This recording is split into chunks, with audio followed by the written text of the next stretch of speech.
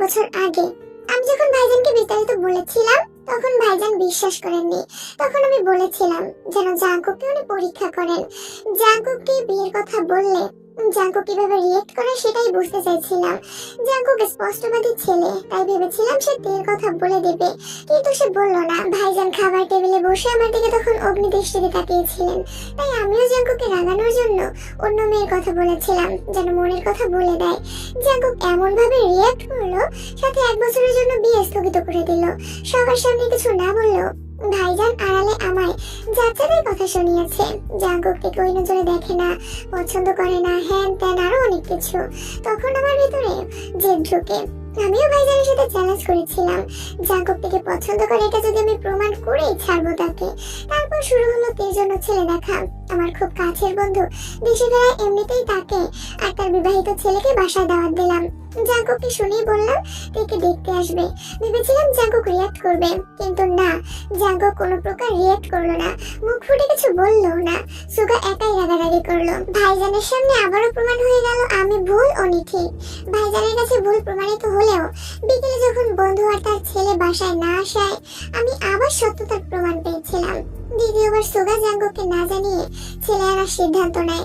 সেবারও Jungkook কোনো না কোনো ভাবে খবর পেয়ে গেছিল, হয়তো খবরটা বাসা থেকে কেউ দিয়েছিল। তখন ভাইজান আমাকে বলেছিলেন আমি ছেলে বাসায় এনে তারপর যেন ওনাকে জানাই। ওনার কথার আসল মিনিং এটাই ছিল, এর বিয়ে ভাঙার ব্যাপারে আমি শুধু শুধু জাঙ্কুককে সন্দেহ করছি। জাঙ্কুক এসবের কিছুই জানে না। পারলে ওনার সামনে প্রমাণ করতাম, নয়তো জাঙ্কুককে দোষারোপ না করতে। আমিও সেই কথা মাথায় রেখে ছেলে নিয়ে বাসায় আসলাম। হুট করে জাঙ্কুক বাসায় এসে চিৎকার করলো, নিজের ভালোবাসার কথা প্রকাশ না করে উল্টো 6 মাস বিয়ে বন্ধের হুঙ্কার দিল। আমি মেনে নিয়েছিলাম, কারণ আমি সেদিন যেতে গিয়েছিলাম। ভাইজানের সামনে প্রমাণ করে দিয়েছিলাম এর প্রতি জাঙ্কুকের অন্যরকম টান আছে। কিন্তু ভাইজান মানতে পারলেন না।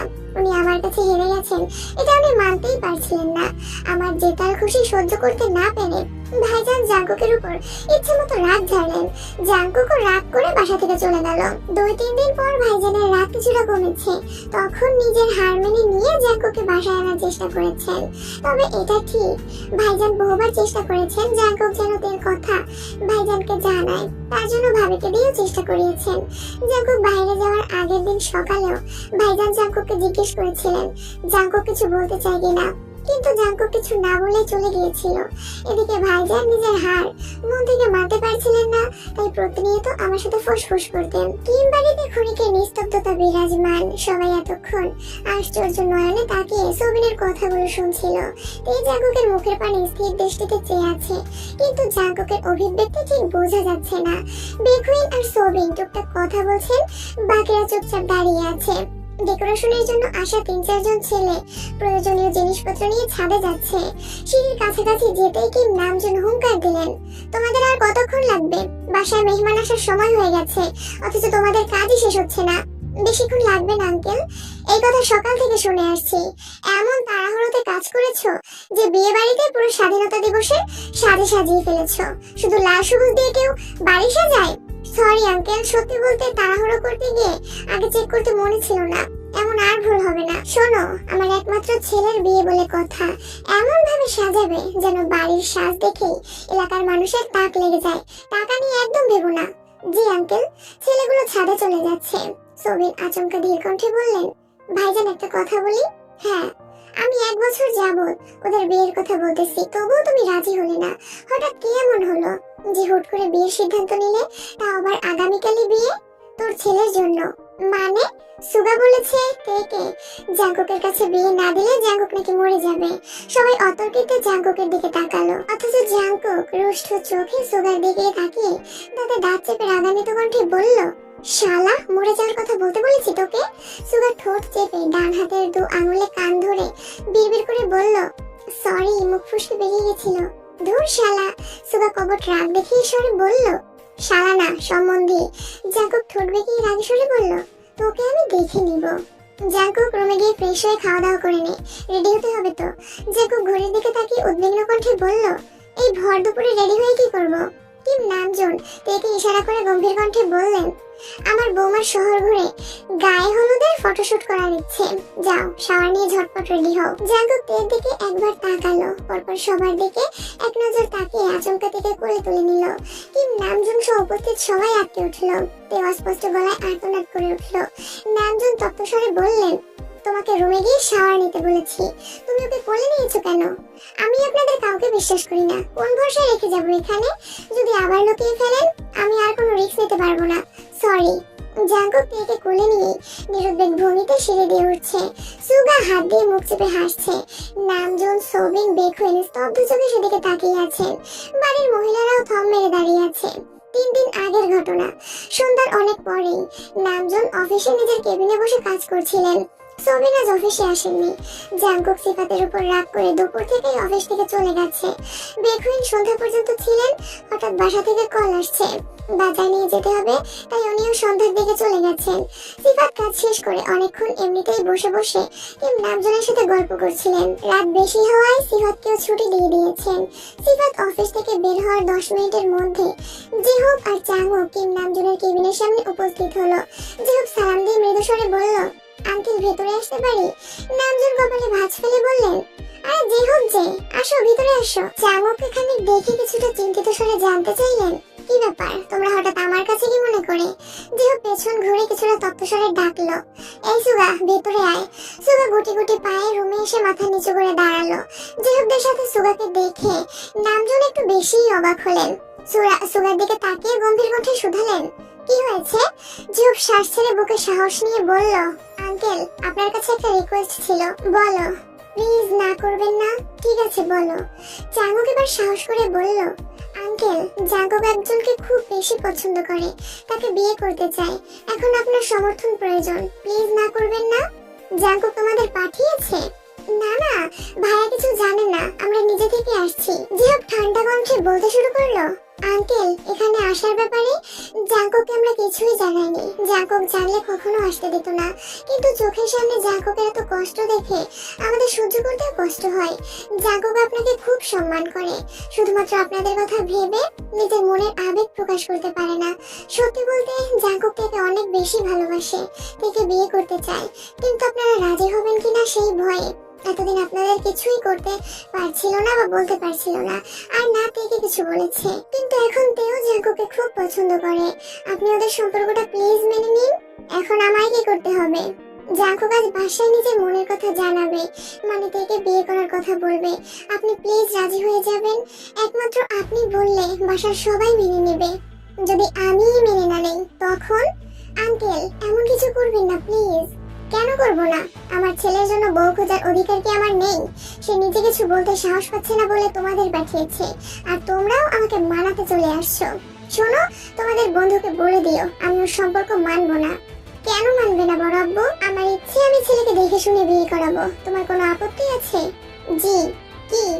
বনু আর ভাইয়া দুজন দুজনকে ভালোবাসে, সেখানে অন্য কাউকে দেখার প্রশ্নই আসে না। তাছাড়া আপনি ভাইয়ের জন্য অন্য কোনো মেয়ে দেখলেও বিশেষ কোনো লাভ হবে না, কারণ ভাইয়া আমার বোন ছাড়া আর কারো দিকে তাকিয়েও দেখবে না। সুগা তুমি কি জানো কিম বাড়িতে প্রেম নিষিদ্ধ? প্রেম নিষিদ্ধ বলেই ভাইয়া বোনের সাথে প্রেম করার চিন্তাও করেনি, সরাসরি বিয়ের সিদ্ধান্ত নিয়েছে। আপনি কি চান না ভাইয়া ভালো থাকুক? হ্যাঁ চাই, কিন্তু আমার নিয়ম নীতি ভেঙে নয়। কোন নিয়ম নীতি ভাঙার কথা বলছেন? যে নিয়ম নীতি সন্তানের সুখী সহ্য করতে পারে না, সেই নিয়ম নীতি চিরতরে ভেঙে দেওয়া উচিত। আপনাদের নিয়ম নীতি সন্তানের জীবনের থেকেও বেশি দামি? মানে? সুগা চুপ হয়ে গেছে। নামজুন পুনরায় বললেন, কি বলতে যাচ্ছ? সুগা এবার গম্ভীর কণ্ঠে বলল, তেকে না পেলে ভাইয়া সুইসাইড করবে। নামজুন বসা থেকে দাঁড়িয়ে চিৎকার করে উঠলেন, হোয়াট? জিহুক শীতল কণ্ঠে বলল, জি আঙ্কেল, আর বিষয়টা এখন মজার জায়গাতেও নেই। জাঙ্কুকের সাথে আমি পার্সোনালি অনেকবার কথা বলেছি, তবে ঘুরে ফিরে এই একই কথা, প্রায় 30 মিনিটের মতো। সুগা, চাঙ্গুক আর জেহো কিম নামজনের সাথে আলোচনাতে চলল তাদের। একদম শেষ পর্যায়ে কিম নামজন শর্ত সাপেক্ষে জাঙ্কুকদের সম্পর্কটা মোটামুটি ভাবে মেনে নিয়েছেন।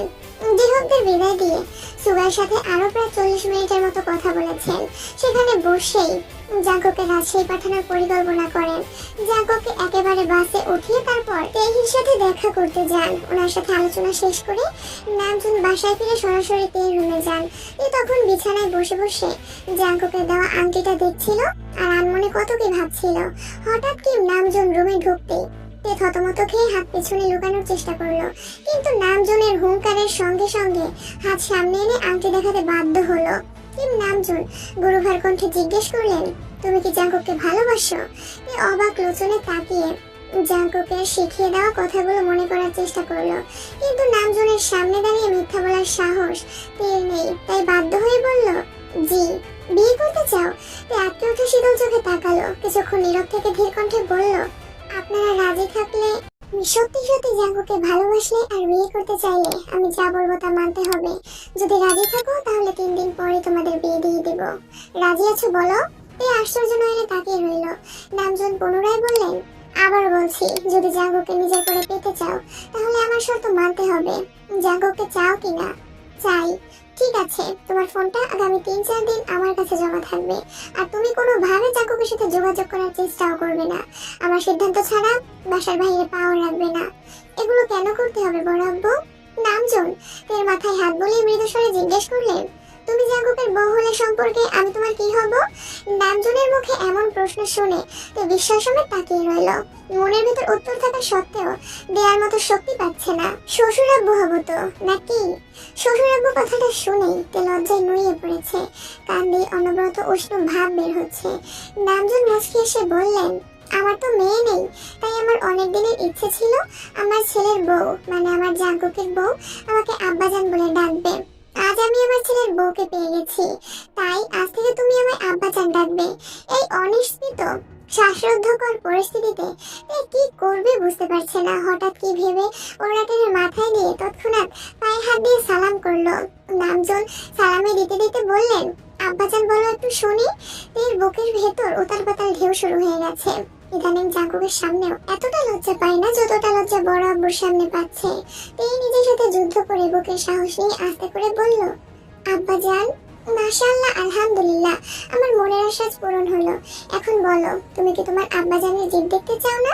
তোমার আব্বু প্রতিনিয়ত আমার সাথে খোঁচাখুচি করে, অথচ আমি কিছুই বলি না। তুমি যদি এবার আমার কথা মানো তাহলে এবার আমিই জিতবো। তুমি কি চাও না আমি জিতি? জি চাই। ঠিক আছে, আমাদের মধ্যকার আলোচনা যেন তোমার আব্বুর কানে না যায়। এখন বলো, তুমি কি আমার শর্তে রাজি আছো? আমি সব শর্তে রাজি আছি, কিন্তু কিন্তু কি কিছু লাগবে? তে মাথা নিচু করে শক্ত কণ্ঠে বলল, আমার শুধু জাঙ্কুক ভাইকেই লাগবে। তোমার জাঙ্কুক ভাইকে তুমি ঠিক সময় মতো পেয়ে যাবে, চিন্তা করো না। সেদিনের পর থেকে সোগা আর তে দুজনকে কি নামজুন যা যা বলেন তারা তাই করে। কেক নিয়ে শপিং এ যাওয়া, ফেসিয়াল করতে পার্লারে নিয়ে যাওয়া, এমনকি সোগা এলাকার স্পাইগুলোকে পর্যন্ত জাঙ্কুকের কল ধরতে নিষেধ করে দিয়েছে। সবাই কি নামজুনের কথাই করেছে।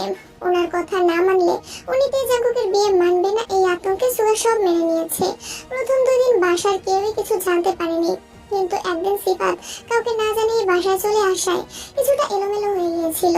সিফাতের চালচলন খুব একটা সুবিধাজনক মনে হয়নি, তাই কি নামজুন পরিকল্পনা করে সুগাকে দিয়ে একে বাইরে পাঠিয়ে দিয়েছিল। সিফাত বাসা থেকে যাওয়ার পর থেকে বাসায় সিফাতকে নিয়ে টুকটাক আলোচনা শুরু হচ্ছিল। এর কানে সব গেলেতে কষ্ট পাবে, তাই উনি একদিনের মধ্যে সবকিছু রেডি করে বাসার সবাইকে জানিয়ে দিয়েছে। সবিন আগে থেকেই রাজি ছিলেন, তাছাড়া তেদের ব্যাপারে ওনার সিদ্ধান্ত তেমন কার্যকর নয়, সেজন্য কি নামজুনের কথাই শেষ কথা ছিল। লজ্জায় আরশ তে জোরপূর্বক নিজের চোখ বন্ধ করে রেখেছে। জাঙ্কুক আবেগগানিত দৃষ্টিতে তের চেহারা দেখছে। আশেপাশে না তাকিয়ে জাঙ্কুক সরাসরি নিজের রুমে গিয়ে তেকে কোল থেকে নামালো। তের দিকে তাকিয়ে উদ্দীপ্ত কণ্ঠে জানতে চাইলো, আমাকে এত কষ্ট দিয়ে কি শান্তি পেয়েছিস? এই যে সারা জীবন পেতে যাচ্ছি, তুই এমনিতেও আমারই। তে হঠাৎই ভ্রু কুঁচকালো।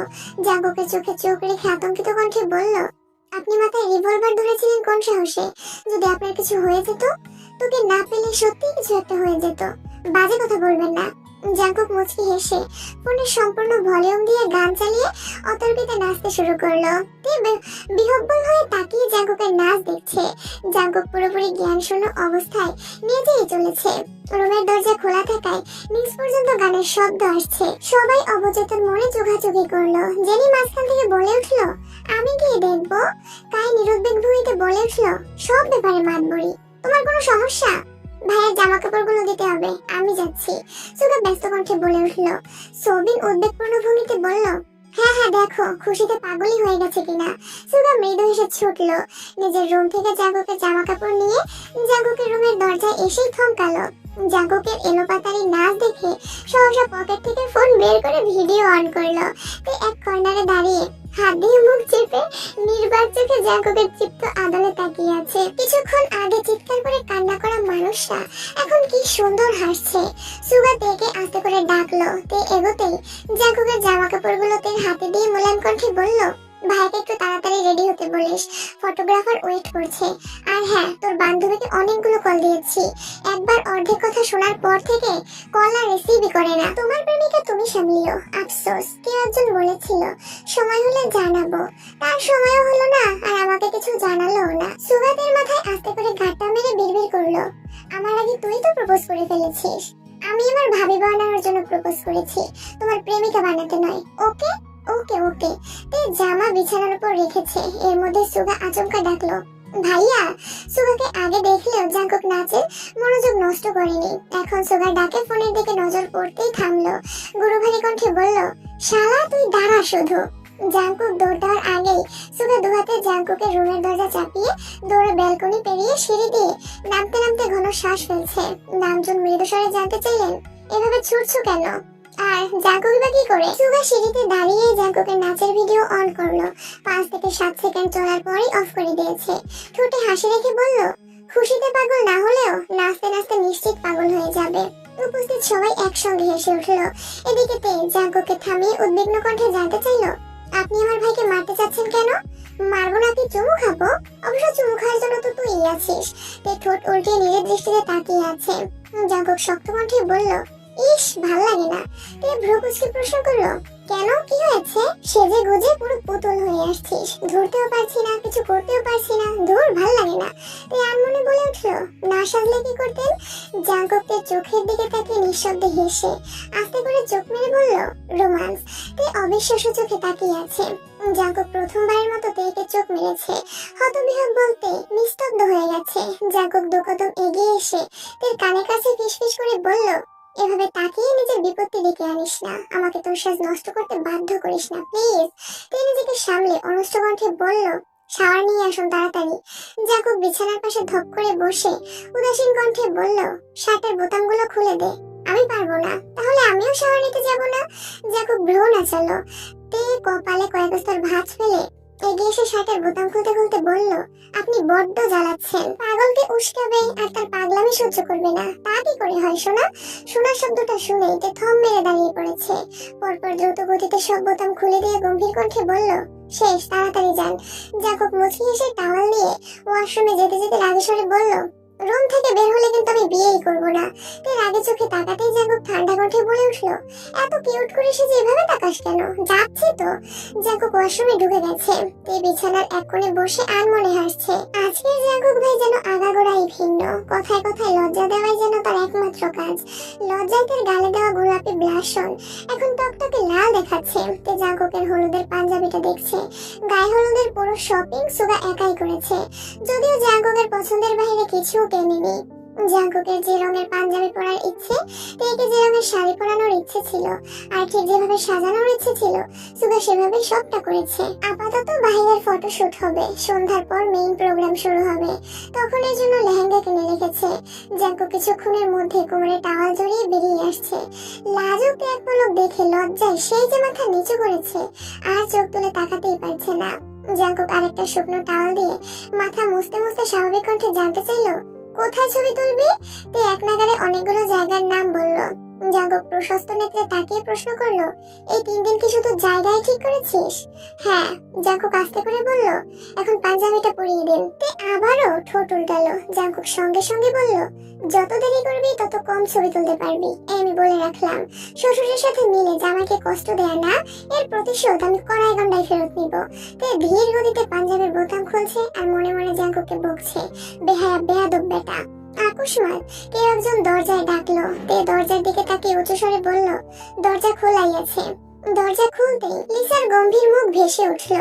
জাঙ্কুক লিসাকে দেখেই তড়িৎ বেগে বিছানার উপর রেখে দেওয়া টাওয়ালটা টেনে নিজের গা ঢেকে ফেলেছে। জাঙ্কুকের ঝড়ের গতিতে গা ঢাকা দেখে লিসা ঠোঁট বাঁকালো। তে লিসাকে দেখে হাসি মুখে বলল, আপু কেমন আছেন? ভালো, ভেতরে আসুন। জাঙ্কুক তার শক্ত কণ্ঠে থেকে বলল, পাঞ্জাবি কি পরিয়ে দিবি? লিসা জাঙ্কুক এক নজর দেখে রাশভারী কণ্ঠে বলল, অসময়ে বিরক্ত করার জন্য দুঃখিত, ফুফা তোমাদের ডাকতেছে, এটাই বলতে আসছিলাম। ধন্যবাদ। আব্বুকে গিয়ে বল একটু সময় লাগবে, আর যাওয়ার আগে দরজাটা চাপিয়ে রেখে যা। লিসা তাদের দাঁত চেপে দু হাতে ঠাস করে দরজা বন্ধ করেছে। উচ্চ শব্দে জাঙ্কুককে দুজনেই চোখ বন্ধ করে ফেলেছে। তে চোখ খুলে শান্ত গলায় বলল, আপুর সাথে ভাবে কথা বলা ঠিক হয়নি আপনার। ঠিক বেঠিক আমাকে বোঝাতে হবে না ম্যাডাম, এই লিসা আমাকে খুব জ্বালিয়েছে। শুধুমাত্র আব্বুর ভয়ে এতদিন বাড়াবাড়ি করিনি, নয়তো লিসাকে অনেক আগেই সাহায্য করে ফেলতাম। তুই কেবল মুচকি হাসলো, কিছু বলার প্রয়োজন মনে করলো না। জাঙ্কুক রেডি হয়ে তেকে নিয়ে নিচে নামলো। জাঙ্কুকের মামার বাড়ির সবাই ইতিমধ্যেই চলে আসছে। তের মামার বাড়ির মানুষ এখনো আসেনি, আর হানসুহি আপুর লাস্ট মাস চলছে, কিছুদিনের মধ্যে ডেলিভারি, তাই উনি আজ আসতে পারেননি। শরীর সুস্থ থাকলে বিয়ে বা বউ ভাতে অন্ততপক্ষে আসবেন। জাঙ্কুক মামা মামিদের সাথে কথা শেষ করে বাসা থেকে বের হলো। বাসার সামনে সুগার দেয়ালে হেলান দিয়ে দাঁড়িয়ে জিমিনকে একাধারে কল দিয়েই যাচ্ছে। জাঙ্কুক আচমকা সুগার এক হাত পেছনে চেপে ধরে রাগান্বিত কণ্ঠে বলল, শালা তুই আব্বুর কাছে গেছিলি কোন সাহসে? প্লিজ ভাইকে ছেড়ে দিন, তুই আতঙ্কিত কণ্ঠে বলে উঠল। সুগা মাথায় আর্তনাদ করতে করতে তপ্তস্বরে বলল, আমাকে মেয়ে লাভ নেই, আমরা না গেলে আজকের এই স্পেশাল দিনটা পেতেই না। সুগাকে ছেড়ে জাঙ্কুক উদ্বিগ্ন কণ্ঠে শুধালো, আমরা মানে আর কে কে গেছিল? জেহব ভাইয়া, জাঙ্কুক ভাইয়া। হারামির দল, ওই দিন আমাকে ফেলে আসার কারণ এটাই ছিল ওদের। তোরা সব কয়টাকেই আমি দেখে নিব, দেখিস। কয়েকটা দিন যা। এর মধ্যে ইয়নো আসছে। এক দৌড়ে এসে জাঙ্কুককে জড়িয়ে ধরে উত্তেজিত কণ্ঠে বলল, ভাইয়া ফাইনালি আমি তোমাদের বিয়ে খেতে আসছি, ভাবতেই পারছি না। ইয়নো আচমকা ঘাড় কাত করে আহ্লাদে কণ্ঠে বলল, হাই ভাবি। হাই। জাঙ্কুক আর চোখে সুগার দিকে তাকালো। সুগা জিমিনকে কলের পর কল দিচ্ছে দেখে জাঙ্কুক মৃদু স্বরে বলল, যতই চেষ্টা কর আমার রেকর্ড ভাঙতে পারবি না। রেকর্ড ভাঙার কোনো ইচ্ছেও নেই আমার। আপাতত মেয়ের রাগটা কমলে চলবে। এসব বাদ দিয়ে বিকেলে সোজা ওদের বাসায় যাবি। ওর আব্বু আম্মু বোনকে দাওয়াত দেবি, সাথে করে জিমিন আর তার ভাইকে নিয়ে আসবি। তে, জেনি, কাই, মোমো, ইয়োনো, সুগা আর জাঙ্কুক ফটোশুট করতে বেরিয়েছে। সাথে ক্যামেরাম্যান তো আছেই। সবাই হাসি খুশি থাকলেও কাই আর জেনি একটু পরপর ঝগড়া লেগে যায়। একবার সুগা আর একবার মোমো আটকে আটকে রাখছে। ফটোশুটের লাস্ট দিকে সুগা ওদের থেকে বিদায় নিয়ে জিমিনদের বাসায় আসছে। সাথে দুটো কার্ডও নিয়ে আসছে, একটা নরমাল দাওয়াতের কার্ড, অন্যটা জিমিনের জন্য স্পেশাল ভাবে বানানো। যদিও প্ল্যানটা তেই দিয়েছে। সুগা বাসায় ঢুকতেই জিমিনের বড় বোনের সাথে দেখা। সুগাকে দেখেই মোলায়েম কণ্ঠে বলল, কেমন আছো ভাইয়া? আলহামদুলিল্লাহ ভালো। আপনি কেমন আছেন আপু? আলহামদুলিল্লাহ ভালো। আঙ্কেল আন্টি বাসায় নেই? আব্বু আম্মু আর রিদ একটু বাইরে আছে। বসো, শুনলাম তোর বিয়ে। সুগা বিয়ের কার্ড হাতে দিতে দিতে বলল, জি আপু, হুট করে সবকিছু ঠিক হয়েছে। যে সময় মতো ওইভাবে দাওয়াত দেওয়া সম্ভব হয়ে ওঠেনি। আমাদের কিন্তু 2 দিনেরই দাওয়াত। আগামীকাল কমিউনিটি সেন্টারে আর পরশুদিন বাসায়। আঙ্কেল আন্টিকে বলবেন অবশ্যই যেতে হবে। আর এখন আপনি আর জিমিন রেডি হয়ে আমার সাথে বাসায় চলুন। আরে না ভাই, আমি যাব না, জিমিনকে নিয়ে যাও। আরো 5 বছর আগে থেকে আমাকে বলে রাখছে ওর বিয়েতে জিমিনকে কম করে হলেও 3 দিনের জন্য দিতে হবে। আমিও তাকে কথা দিয়েছিলাম, জিমিনের বিয়ে না হলে আমি আব্বু মুখে বুঝিয়ে 3 দিনের জন্য পাঠাবো। এখন দেখো তোর বিয়ের কথা শোনার পর থেকে সে যে মুখ ফুলিয়ে রুমে ঢুকেছে, আর বেরই হচ্ছে না। গত 2 দিন আব্বু অসুস্থ ছিল, এই অবস্থায় বাসা থেকে বের হতে পারছিল ঠিকই, তবে 24টা ঘন্টা শুধু তে কি করছে, তে কি হয়েছে, তে কেমন আছে, এসব করেই কাটিয়েছে। আব্বু অসুস্থ না থাকলে আমি নিজে জিমিনকে নিয়ে তোমাদের বাসা থেকে ঘুরে আসতাম। জিমিন কোথায় এখন? রুমে। ওর সাথে একটু কথা বলা যাবে? আসো। জিমিনের বোন দরজার সামনে দাঁড়িয়ে জোরে জোরে ডাকতে লাগলেন, এই জিমিন দরজা খোল, তোর ভাই তোর সাথে কথা বলতে আসছে। আমি দরজা খুলবো না, ওনাকে চলে যেতে বলো। জিমিন, সুগা এখানে দাঁড়িয়ে আছে, দরজাটা খোল। বললাম তো খুলবো না। সুগা এবার মোলায়েম কণ্ঠে বলল, জিমিন প্লিজ দরজাটা খোলো, আপনি চলে যান এখান থেকে।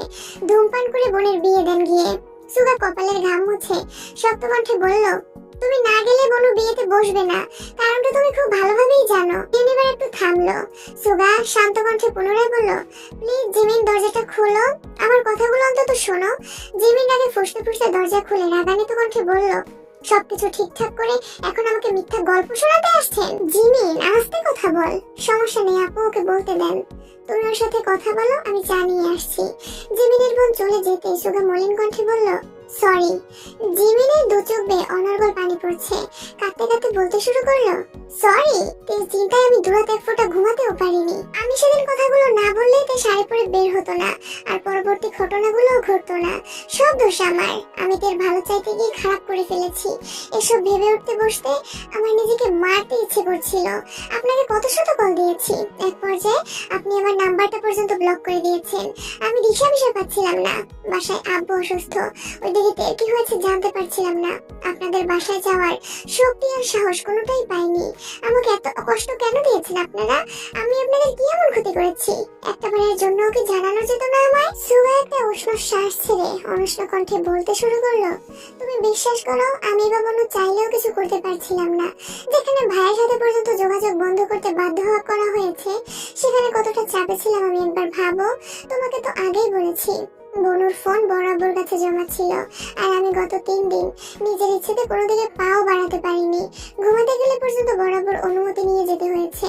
আমাকে এমন ভাবে থ্রেট করা হয়েছে, যদি আমি কোনোভাবে ভাইয়ের সাথে বা কারোর সাথে ভাইয়ের বিষয় নিয়ে কথা বলি তাহলে বিয়ে বাতিল।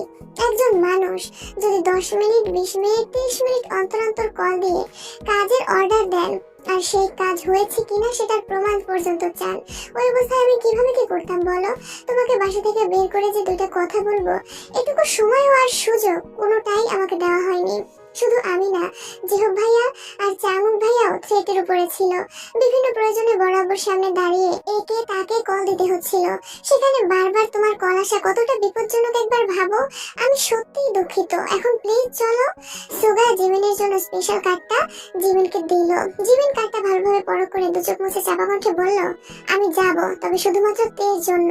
সুগা মুচকি এসে বলল, ধন্যবাদ। জিমিন ফোঁস করে উঠে বলল, ধন্যবাদ দিতে হবে না, আপনার সাথে আমার কোনো কথা নেই। সুগা মনমরা হয়ে বলল, আমার কি দোষ? আপনার কোনো দোষ নেই, আপনি তো অপবিত্র। আমারই সব দোষ। আমি কেন এত ভাবি? তুমি দায়িত্বশীল, বিনম্র একটা মেয়ে। তুমি ভাববে না তো কে ভাববে বলো? তাছাড়া তুমি সেদিন বনুকে কথাগুলো না বললে বনু আর ভাইয়ের অসাধারণ মোমেন্ট গুলো মিস হয়ে যেত, আর সবাইকে বিয়েতে রাজি করানোর জন্য ভাইকে যে কোনো পর্যায়ে যেতে হতো। এখন আলহামদুলিল্লাহ সবকিছু আমি সামলে নিয়েছি। যা জ্বর গিয়েছে সব আমার উপর দিয়ে গিয়েছে। ভাইয়ার খুব বেশি ফাইট করতে হয়নি। আর বনুর কথা কি বলবো, ও তো গত 3 দিন সারাক্ষণ শুধু জিমিন আর জিমিনই করে যাচ্ছিল। আজ সকালে আমাকে রীতিমতো থ্রেট দিয়েছে, বিকেলের মধ্যে তোমাকে যেভাবেই হোক বাসায় নিয়ে যেতে হবে। বনু ভাইয়াকে পাওয়ার খুশি থেকে বেশি কষ্ট লাগছিল তোমাকে ওর মনের কথাগুলো বলতে না পারাতে। বাসায় তো সেভাবে কথা বলতে পারতাম না, কিন্তু বনুকে নিয়ে বের হলেই তোমার সাথে দেখা করতে পাগল হয়ে যেত। কিন্তু কি করতাম বরাবর একদম সময় বেঁধে কোনো কাজে পাঠাতেন। তুমি তো জানোই উনি এক কথার মানুষ, কাজে এদিক সেদিক হলে খবর আছে। বাই চান্স আমার কারণে ভাইয়ের বিয়ে আটকে গেলে আমি সারা জীবনেও নিজেকে মাফ করতে পারতাম না। ভাইয়ের সামনে দাঁড়ানোর যোগ্যতা হারিয়ে ফেলতাম। আমার মুখের সামান্য একটা কথাতে ভাইয়া যে মস্ত বড় ভুল সিদ্ধান্ত নিয়েছিল, আমি চাইনি সেই সিদ্ধান্তের জন্য বর্তমানে ওদের উপরে কোনো প্রভাব পড়ুক। তাই ভাইয়াকে সারপ্রাইজ দিতে নিজেকেই বলির কুমড়ো হতে হয়েছে। সেই সাথে ভাইয়ের সারপ্রাইজের কিছুটা প্রভাব তোমার উপরও পড়ে গেছে, তার জন্য আমি আন্তরিকভাবে দুঃখিত। এখন কি কানে ধরতে হবে? জিমিন থতমত খেয়ে বলল, না, কানে ধরতে হবে না, আপনি একটু অপেক্ষা করুন, আমি রেডি হয়ে আসছি। আচ্ছা। সুগা নিচে চলে আসছে। জিমিনের বোন চা নাস্তা দিয়ে এদের বিয়ের বিষয়ে কথা বলছেন। কিছুক্ষণের মধ্যে জিমিন নিচে এসে স্বাভাবিক কণ্ঠে বলল, আব্বু আম্মু আসেনি এখনো? না, আমি আব্বুকে আগেই বলে রাখছি, তুই যা, সমস্যা নেই। আমি ভাবছিলাম রিতকে নিয়ে যাব। রিত যাবে না, বিয়েতে ওর ইন্টারেস্ট কম, ও শুধু ঘুরতে পছন্দ করে। এখন যদি বলা হয় চলো সিলেট যাই, 2 মিনিটও লাগবে না, সে ব্যাগ নিয়ে হাজির। আর যদি মুখ ফসকেও বলে ফেলি বিয়েতে যেতে হবে, তাহলে ওর তাল ভাঙা শুরু হয়ে যাবে। ওর আশা করে লাভ নেই, তার থেকে বরং জিমিনকে নিয়ে যাও। আচ্ছা আপু, কাল পরশু 2 দিনেরই দাওয়াত রইল, অবশ্যই আসবেন প্লিজ। আচ্ছা ঠিক আছে, সাবধানে যেও। জিমিন, তুইও সাবধানে থাকিস। আচ্ছা। সুগা জিমিনকে নিয়ে বেরিয়ে মুখলেস মিয়ার দোকান পর্যন্ত আসতেই মুখলেস মিয়াকে নজরে পড়লো। উনি ওদের দেখে বসা থেকে দাঁড়িয়ে পড়েছেন। সুগা একটু সামনে গিয়ে বাইক থামিয়ে ঠান্ডা কণ্ঠে বলল, আমি আসছি এখনি। সুগা মুখলেস মিয়ার সামনে এসে ভ্রু নাচাতেই মুখলেস মিয়া ভারী কণ্ঠে বলল, কি হইতাছে? আপনার বউরে আমার বাড়িতে লয়ে যাইতাছি। ক্যারে? আর কত বাপের বাড়ি থাকবো? শ্বশুর বাড়ির হাওয়া বাতাসেরও তো দরকার আছে নাকি? আমার বউয়ের কিছু হইলে আমি কিন্তু তোমার সাইডা দিতাম না। আসছে, নিজে দুটাকে সামলান, আমারটা আমি বুঝে নিব। আপনাকে শুধু জানাতে আসছিলাম, এখন আসি। জিমিনকে নিয়ে বাসায় আসতে আসতে সন্ধ্যার পর হয়ে গেছে। জাঙ্কুকদের পুরো বাড়ি লাল গোল্ডেন বেগুনি সবুজ আর নীল রঙের আলোকসজ্জায় ঝলমল করছে। বাসার সামনে বিশাল আকৃতির গেটে বড় করে জাঙ্কুকের নাম লেখা। জিমিন মন্ত্রমুগ্ধ নয়নে তাকিয়ে আছে। তার 2 বছরের অনাবিল ভালোবাসার পূর্ণতা পেতে যাচ্ছে। গেট পার হতেই সোবিন আর নামজনের সাথে দেখা।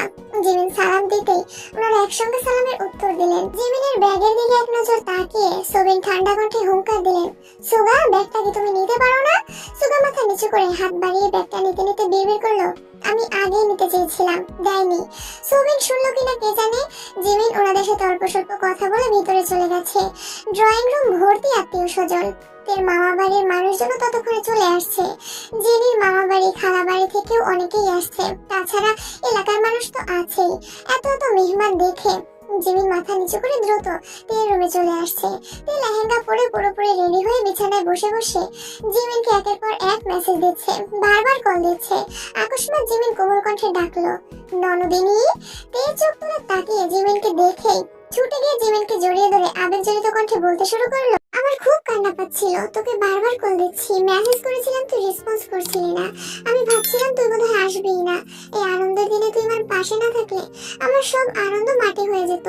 তুই বিশ্বাস করবি না, বড় আব্বু আমার ফোন নেওয়ার পর থেকে তোর সাথে একটু কথা বলার জন্য আমি কি পরিমাণ ছটফট করেছি। অন্য কারো ফোন দিয়ে কল দেওয়ার মতো অবস্থা ছিল না। বড় আব্বু 3 দিন অফিসেও যাননি, সারাক্ষণ বাড়িতে ছিলেন। ফেসিয়াল করতে পাঠানো, শপিং এ পাঠানো থেকে শুরু করে আমার খাওয়া রেস্ট সবেতেই উনি নজরদারি করেছেন। আমি সুযোগ পেলে ভাইয়াকে তোর কথা জিজ্ঞেস করতাম, ভাইয়া কবে নিজের মনের কথা আমাকে বলবে। আমি সেই আশা পর্যন্ত করিনি। সকালে ভাইয়াকে বলেছি যদি তোকে আনতে না পারে তাহলে যেন আজ বাসায় না আসে। জিমিন মোলায়েম কণ্ঠে বলল, আমি সবই বুঝতে পেরেছি, কোনো সমস্যা নেই। তুই যে বিপদে ছিলি এটা ঠিকই বুঝতে পারছিলাম, কিন্তু আমার রাগ উঠছিল তোর ভাইয়ের উপর। উনি মেসেজে রিপ্লাই করে না, ফোন নাম্বার ব্লক করে রেখেছিল। হুট করে আজ কল দিয়ে বলল আগামীকাল বোনের বিয়ে। এই কথা শোনা মাত্র আমার মেজাজ মাত্রাতিরিক্ত খারাপ হয়ে গেছিল। সেই যে ফোন সাইলেন্ট করেছিলাম এখনো ওভাবেই আছে। সেসব ভেবে এখন মন খারাপ করে সাজ নষ্ট করতে হবে না বেবি। তে জিমিনকে ছেড়ে আদরে কণ্ঠে জিজ্ঞেস করলো, আমাকে কেমন লাগছে বেবি? আমি আর উত্তর দিব না। আজ থেকে যত কমপ্লিমেন্ট দেওয়ার সব আমার ভাসুর দিবে। ওনার নির্লজ্জ মার্কা কমপ্লিমেন্ট শোনার কোনো ইচ্ছে নেই আমার। উনি এখন আর আগের মতো নেই। সুগা গলা খাকারে দিয়ে আস্তে করে বলল, এই যে ব্যাগটা, মামা মামিদের সাথে কথা বলতে বলতে দেরি হয়ে গেছে। তে আলাদি কণ্ঠে বলল, ধন্যবাদ ভাইয়া, লাভ ইউ। থাক, এখন আর ভালোবাসা দেখাতে হবে না। দিয়েছিলি তো বাসা থেকে বের করে। তোর বান্ধবীর রাগ না কমলে আমি এখন মোকলেশ দাদার দোকানে সিঙ্গারা বেচতাম। তে ফিক করে হেসে উঠলো। সুগা জিমিনের দিকে তাকিয়ে স্বাভাবিক কণ্ঠে বলল, শাড়ি পরে তাড়াতাড়ি রেডি হও। যেতে যেতে আবার থামলো, ঘাড় ঘুরিয়ে হাসি মুখে বলল, লাভ ইউ টু। তে চাপা সরে বলে উঠলো, কাকে বলছো? জিমিন তের দিকে তাকিয়ে রাগে কটমট করছে। সুগা ভারী কণ্ঠে জানতে চাইলো, কিছু বলছিস? না। জিমিন শাড়ি পরে তের রুমে সাজুগুজু করছে। ধীরে ধীরে তের মামিরাও তেকে দেখতে আসছে। রোজ আর মোমো মিলে জেনিকে জোর করে শাড়ি পরাচ্ছে। সব মিলিয়ে মোটামুটি 8-10 জন তের রুমে উপস্থিত। লেহেঙ্গা পরার কারণে তে ঠিক মতো নড়াচড়া করতে পারছে না, তাই চুপচাপ বিছানায় বসে বসে সবার সাজগোজ দেখছে। জাকব তেকে দেখতে তের রুমের দরজায় এসে থমকে দাঁড়িয়েছে। রুম ভর্তি এত মানুষ দেখে সঙ্গে সঙ্গে কপাল কুঁচকালো। ঘাড় কাত করে তেকে দেখার চেষ্টা করে। লেহেঙ্গা পরে রাজরানী সেজে বিছানার ঠিক মাঝ বরাবর বসে আছে তে। তেকে দেখে জাকবের হৃদস্পন্দন জোরালো হচ্ছে। কেউ দেখার আগে জাকব দরজা থেকে সরে কিছুটা দূরে গিয়ে উচ্চস্বরে ডাকলো, তে। তে বিছানা থেকে নামতে নামতে উত্তর দিল, জি। জাকব পুনরায় ডাকলো, তে। তে দুহাতে লেহেঙ্গা কিছুটা উঠিয়ে দরজা পর্যন্ত ছুটে গেল। দরজার সামনে জাকবকে না পেয়ে ভ্রু কুঁচকে জাকব কোথায় আছে দেখার জন্য ব্যালকনির দিকে ঝুঁকলো। আচমকা তে স্নিগ্ধ গালে ঠোঁট ছোঁয়ালো জাকব। তে পূর্ণব্যাধিত আঁখিতে তাকানোর পূর্বেই জাকব দ্রুত স্থান ত্যাগ করলো। তে গালে হাত রেখে থম মেরে দাঁড়িয়ে আছে। বুকের ভিতর হৃৎপিণ্ডটা পিটপিট করছে। জাকবের অযাচিত কর্মকাণ্ডগুলো তেকে নাজেহাল করে দিচ্ছে। তে পুনরায় রুমে চলে গেছে। জাকব সিঁড়ি দিয়ে নামতে নামতে ব্যস্ত কণ্ঠে বলল, প্রোগ্রাম কখন শুরু হবে? নামজন ছেলের দিকে তাকিয়ে শক্ত কণ্ঠে বললেন, একটু ধৈর্য রাখো। 14 মিনিট 23 সেকেন্ড যাবত ধৈর্য ধরে বসে আছি। আর কত? আপনাদের বেশি দেরি হলে আমি কি তেকে নিয়ে প্রোগ্রাম শুরু করে দেব? নামজন গুরুগম্ভীর কণ্ঠে বললেন। 10 মিনিটের মধ্যে প্রোগ্রাম শুরু হবে, যাও এখন। জাঙ্কুক বিড়বিড় করতে করতে যাচ্ছে। 5 মিনিট হলে ভালো হতো। নামজুন জাঙ্কুকের দিকে কয়েক সেকেন্ড তাকিয়ে থেকে হঠাৎ তপ্ত স্বরে সোবিনকে ডাকলেন। মোটামুটি 5 থেকে 7 মিনিটের মধ্যেই প্রোগ্রাম শুরু হয়েছে।